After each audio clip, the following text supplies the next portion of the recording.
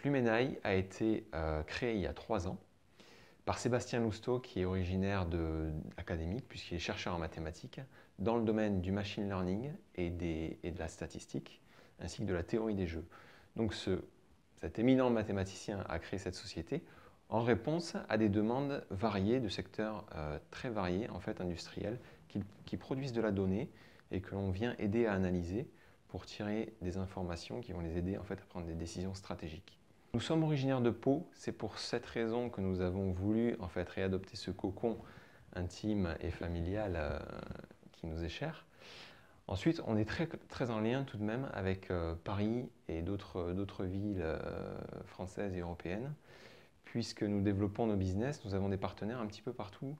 en France et ailleurs. Donc, nous sommes installés sur la technopole Hélioparc, qui notamment nous accompagne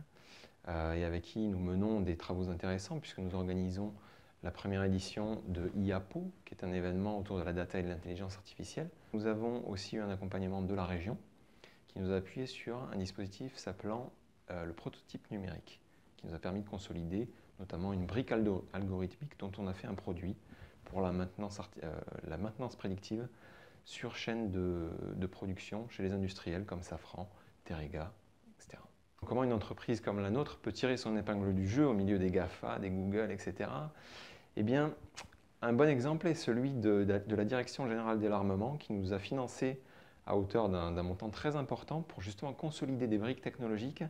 qu'elle ne souhaite plus acheter en fait, ou plus disposer depuis des fournisseurs californiens comme Palantir par exemple, et avoir une souveraineté et une très bonne maîtrise en fait, sur les outils qu'elle va utiliser pour le contre-espionnage. Alors Lumenaï, si on se replonge à l'initiative du projet, c'était 3 personnes, ensuite 5, aujourd'hui 8, et on est en train de recruter 2 autres personnes aujourd'hui pour se dimensionner sur une levée de fonds qui va pouvoir consolider en fait, notre emprise marché, et on vise la 20aine de personnes pour l'année prochaine.